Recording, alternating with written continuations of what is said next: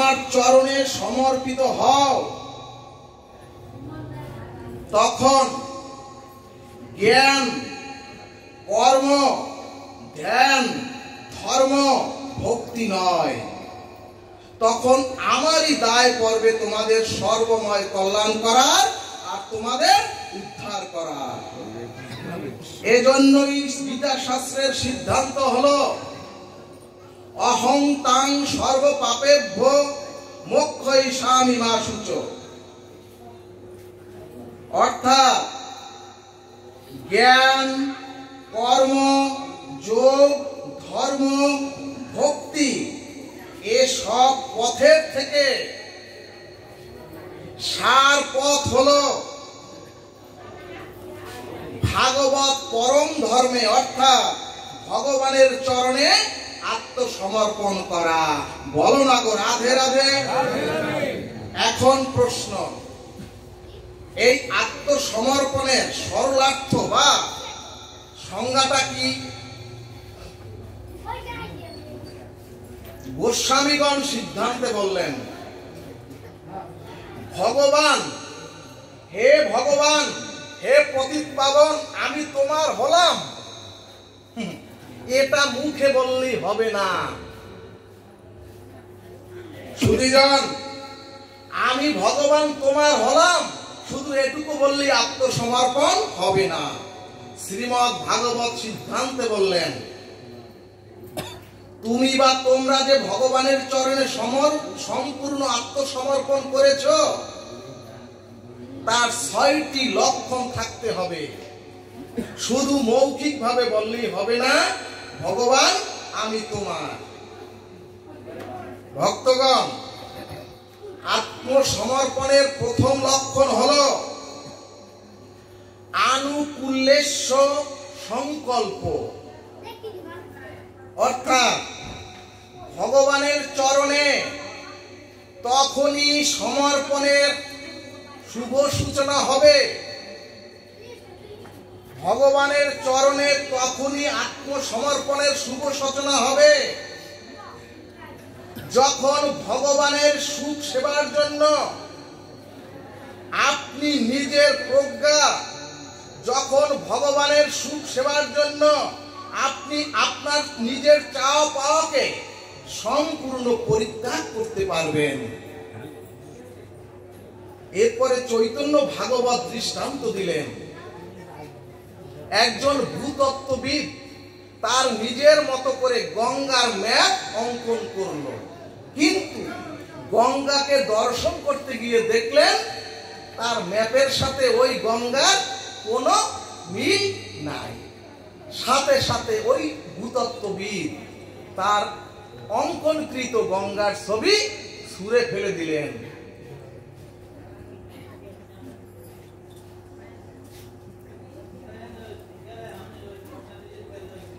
এই কারণেই ভাগবত বললেন, ওগো ওগো তোমরা তোমাদের মনের মতো ভগবানকে তৈরি করো না, ভগবানের মনের মতো তোমরা হও।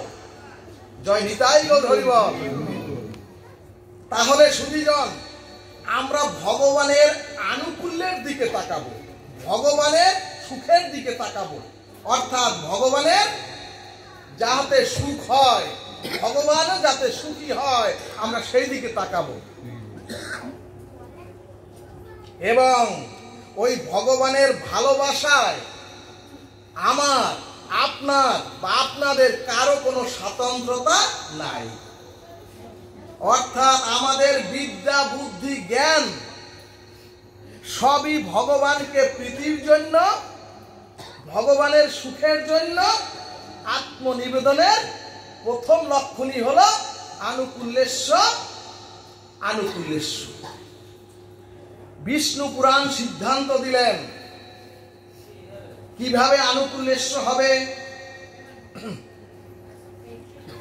বানরীর শাবক বাচ্চাগুলি দেখবেন এক ডাল থেকে আরেক ডালে, এক পাতার থেকে আরেক পাতায় ওরা বানর যে চঞ্চল স্বভাবে লাফাতে থাকে। সুধীজন, ওই লাফানোর সময় মাকে জড়িয়ে ধরা বাচ্চাগুলি বাচ্চারা লাফানোর সময় মাকে জড়িয়ে ধরা বাচ্চাগুলি ছিটকে পড়ে যায়। যখন ছিটকে পড়ে যায় তখন ওই বানরই উল্টো ওই বাচ্চাকে ধরে পিটায়, কেন আমাকে শক্ত করে ধরলি না। অন্যদিকে দেখবেন, লক্ষ্য করবেন, আপনার আমার বাড়িতে বিড়াল যখন তার বাচ্চাকে ঘাড় মটকে ধরে, ওই বাচ্চাকে যখন কামড়ে ধরে, তখন কিন্তু ওই বিড়ালির বাচ্চা আর বিড়ালির মুখ থেকে পড়ে যায় না। মহাজনগণ বললেন, ঠিক তদ্রূপ তোমরাও ভগবানকে বলো, হে পতিত পাবন, আমি তো বহুবার চেষ্টা করেছি তোমাকে আঁকড়ে ধরার, কিন্তু বারবার জন্মে জন্মে আমরা পড়ে গেছি। এবার তুমি কৃপা করে আমায় ধরো, তাহলে আমরা আর কেউ পড়ব না। জয় নিতাই গৌর সীতানাথ প্রেমানন্দে।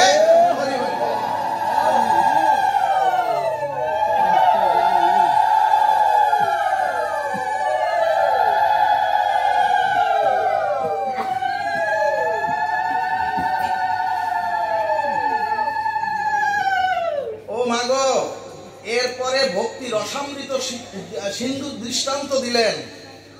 কোন মেলাতে যখন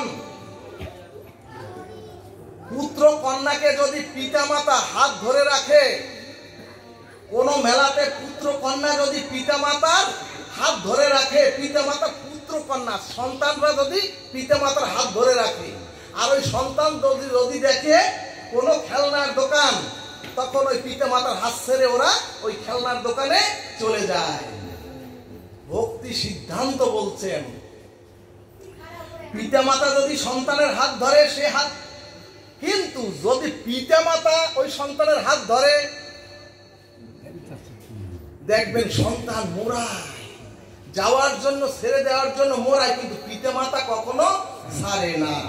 ঠিক তেমনি ভগবানকে আমরা সকলেই বলবো, আজকে আমি ধরার বহু চেষ্টা করেছি, কিন্তু আমরা পড়ে যাই, বারবার পড়ে যাই। হে দয়াল, এবার কৃপা করে তুমি আমাদের ধরো।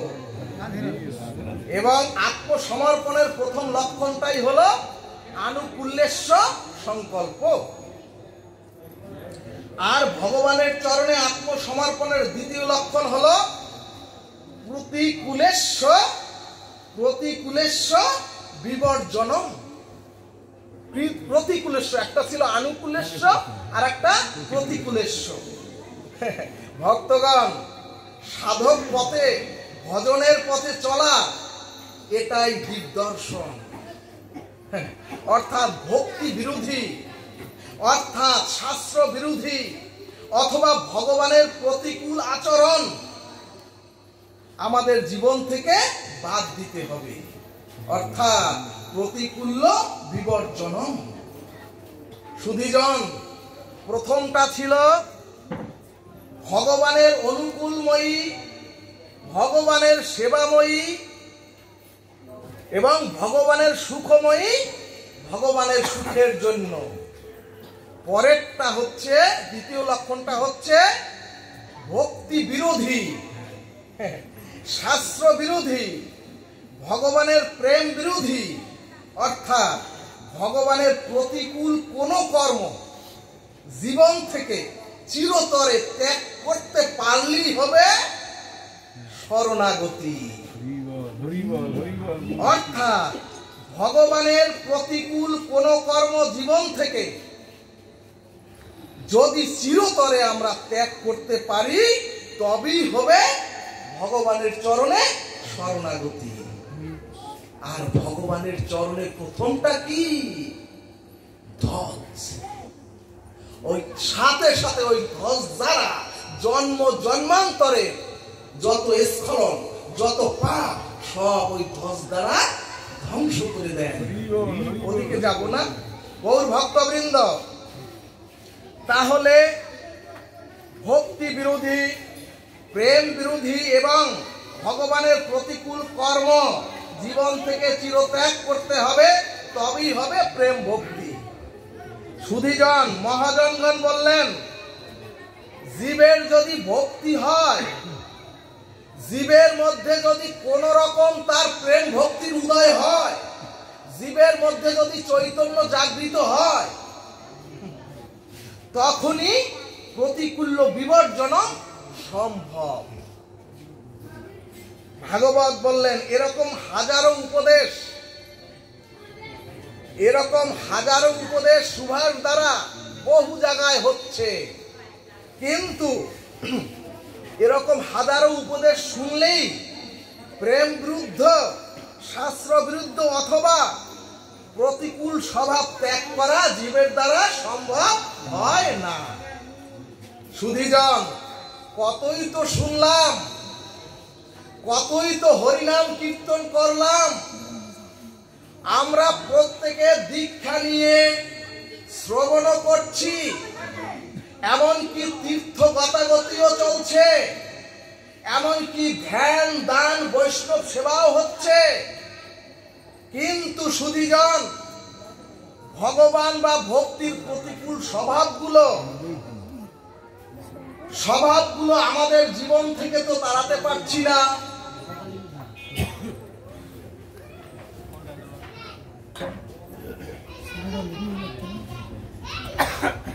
এখানে চৈতন্য ভাগবত বললেন যেদিন জীবের ভগবানের প্রতি খুব আসক্তি আসবে, যেদিন ভগবানের প্রতি জীবের হৃদয়ে একটা আকুতি জন্মাবে, যেদিন জীবের বিবেক বিচার জাগৃত হবে, সেদিন জীবের জীবন থেকে এগুলি চলে যাবে।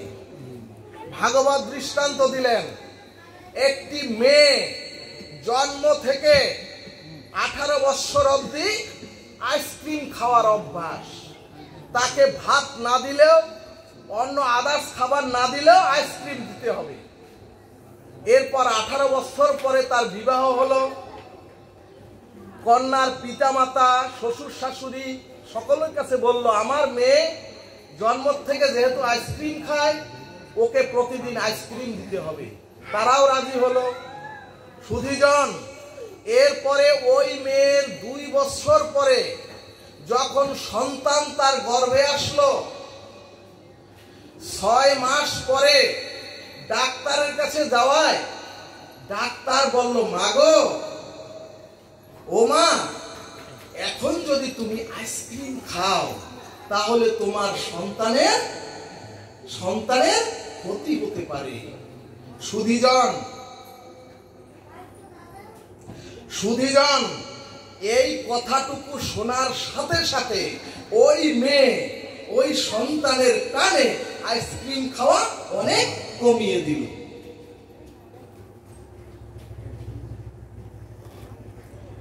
সুধীজন, ভালোভাবে বুঝলে এখান থেকে দিগদর্শন পেয়ে যাবেন।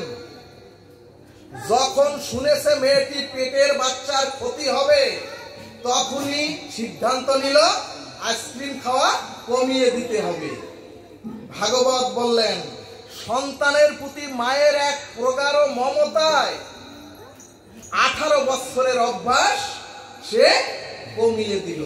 ঠিক তদ্রূপ যেদিন ভগবানের প্রতি একটা আসক্তি, একটা প্রগাঢ় গোবিন্দের প্রতি যখন আকুতি আসবে হৃদয়ে, ওই দিন থেকে আপনিও ভগবত বিরোধী, ওই দিন থেকে আপনিও ভক্তি বিরোধী অভ্যাসগুলি ত্যাগ করবেন। বলো না গো রাধে রাধে। এরপরে শ্রীমদ্ ভাগবত বললেন ভক্তি জ্ঞান বৈরাগ্য ইতি বিবেক বর্ধিতা। ভক্তি জ্ঞান বৈরাগ্য সমান সমান বিবেক বর্ধিতা। অর্থাৎ যখন আপনার ভক্তি জ্ঞান বৈরাগ্য আসবে, তখন আপনার বিবেক বৃদ্ধি পাবে, তখন আপনার মধ্যে বিবেক জাগৃত হবে। লক্ষ কোটি যাগযজ্ঞ দান ধ্যান কিছুই কাজে আসে না। এজন্যই ভক্তি রসামৃত সিন্ধু সিদ্ধান্ত দিলেন প্রথমত গর্ভে সন্তান এলে ওই সন্তানের প্রতি একটা ভক্তির দ্বারা ওই আইসক্রিম খাওয়া কমিয়ে দিল। আর দ্বিতীয়বার আইসক্রিম খেলে গর্ভের সন্তানের অসুস্থ হয়ে জন্মাবে। এই যে প্র্যাকটিক্যাল জ্ঞান, এই যে তার মধ্যে একটি প্র্যাকটিক্যাল জ্ঞান আসলো, এই জ্ঞানের দ্বারা মেয়েটি চিন্তায় পড়লো। এই প্র্যাকটিক্যাল জ্ঞানের দ্বারা মেয়েটি চিন্তায় পড়লো, অর্থাৎ আমার নিরন্তর আইসক্রিম ছোটবেলার থেকে 18 বছর অবধি খাওয়া ঠিক হয়নি, উচিত হয়নি। মহাজনগণ বললেন, তাহলে ভক্তি জ্ঞানের পর এটা ভক্তি জ্ঞান উৎপন্ন হলো, এরপরে কিভাবে তার ত্যাগ আসবে, এরপরে ত্যাগ কিভাবে আসবে? শাস্ত্র সিদ্ধান্ত দিলেন, ওই মেয়েটি একদিন দেখেন আইসক্রিম যেখান থেকে তৈরি হয় সেটা সম্পূর্ণ অপরিষ্কার নোংরা পরিবেশে আইসক্রিম তৈরি হয়, যেটা আমি এ যাবৎকাল খেয়ে এসেছি। তখন মেয়েটি সিদ্ধান্ত নিল, কি সিদ্ধান্ত নিল? চিরকালের জন্য ওই নোংরা পরিবেশের আইসক্রিম আমি আর খাবো না। অর্থাৎ মেয়েটির মধ্যে ত্যাগ বৈরাগ্য চলে এলো। বলো না গো রাধে রাধে। ভাগবত বললেন, ভগবানকে গাঢ় ভাবে ভালোবাসলে ভক্তি বা ভগবানের প্রতিকূল অভ্যাসটাও জীবের দেহ থেকে চলে যায়। এরপর তৃতীয় লক্ষণ হচ্ছে রক্ষতি ইতি বিশ্বাস, অর্থাৎ বিশ্বাস। ভাগবত বলছে, তোমরা গুরু কৃপা পেয়ে ভগবত ভজন পেয়েছ, তোমরা তো ভাগবত ধর্ম হরিনামও পেয়েছ। এখন তোমার বিশ্বাসে যদি দৃঢ়তা আনতে পারো, তাহলে ভগবানকে তুমি অবশ্যই পাবে এবং ভগবান তোমাকে অবশ্যই রক্ষা করবে। কিন্তু ভক্তগণ, ভগবানের প্রতি এই বিশ্বাসটাই আজ আমাদের দুর্বল। এখানে ভাগবত দৃষ্টান্ত দিলেন, একবার যে ভগবানের চরণে একবার যে বিশ্বাস এনে সমর্পিত হয়েছেন, একবার যিনি আত্মসমর্পিত হতে পারেন, একবার যে ভগবানের চরণে নিজেকে সমর্পণ করে দিতে পারেন, তখন সমস্ত দায়িত্ব আমার আপনাদের ওই ভগবানের উপর বর্তায়। সমস্ত দায়িত্বই তখন ভগবান গ্রহণ করেন। জয় নিতাই গৌর হরিবল। এখানে চৈতন্য ভাগবত দৃষ্টান্ত দিলেন, ওগো ও মায়েরা, বিক্রি করা গরু আপনি উপযুক্ত মূল্য পেয়ে দড়ি খুঁটা দিয়ে বিক্রি করে দিলেন। এরপর দিন থেকে ওই গরুটি কোথায় থাকবে, এরপর দিন থেকে ওই গরুটি কোথায় রাখবে, গরুটি কি খাবে, অথবা গরুটির রক্ষণাবেক্ষণের দায়িত্ব আর আপনার উপরে বর্তায় না। ঠিক তেমনি এই শরীর মন ইহকাল পরকাল সর্বস্ব ভগবানের চরণে বিক্রি করে দিলে আমার সর্বস্ব দায়িত্ব তখন ওই ভগবানের। সুধীজন, সময় কম। ভক্তগণ, রাজসভায় দ্রৌপদীর চুলের মুঠি ধরলেন দুর্যোধন আর দুঃশাসন। তখন কর্ণ বললেন, দুর্যোধন দুঃশাসন, তোমরা ওকে বিবস্ত্র করে, দুর্যোধন আর দুঃশাসন বলছে ওকে তোমরা বিবস্ত্র করে চুলের মুঠি ধরে তোমাদের উরুর উপরে বসাও দ্রৌপদীকে।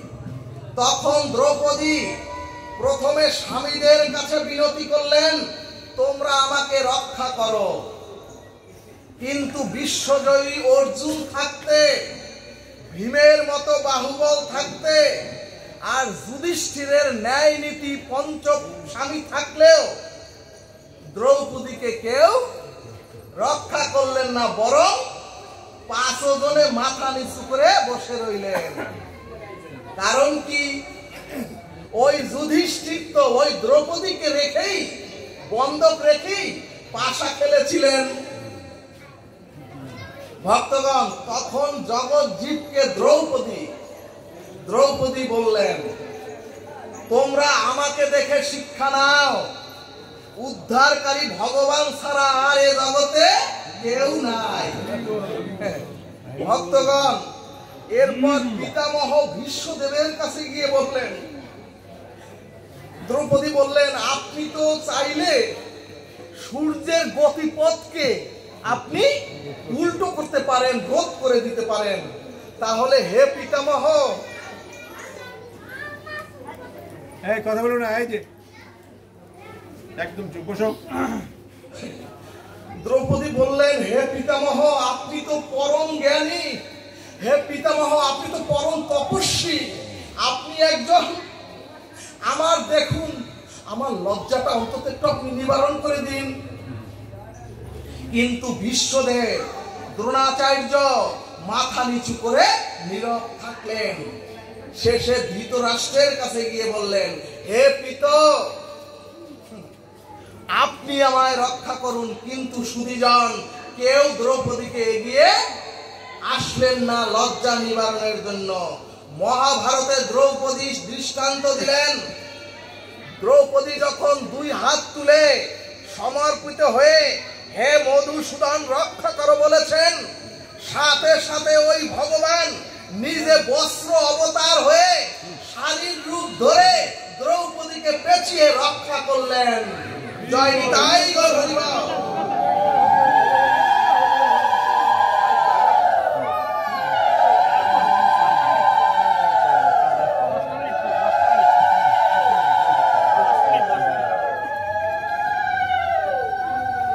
এরপরে চতুর্থ লক্ষণ হচ্ছে গোপিত্বে বর্ণং। গোপিত্ব কিরকম? গোপীরা ছিলেন তাদের জীবনের সর্বস্ব দিয়ে ভগবানকে সেবা করেছিলেন, এই জন্য বললেন গোপিত্বে বর্ণং। সুধীজন, এর পরের শেষে হলো আত্মনিক্ষেপ কার্পণ্য। আত্মনিক্ষেপ কার্পণ্য।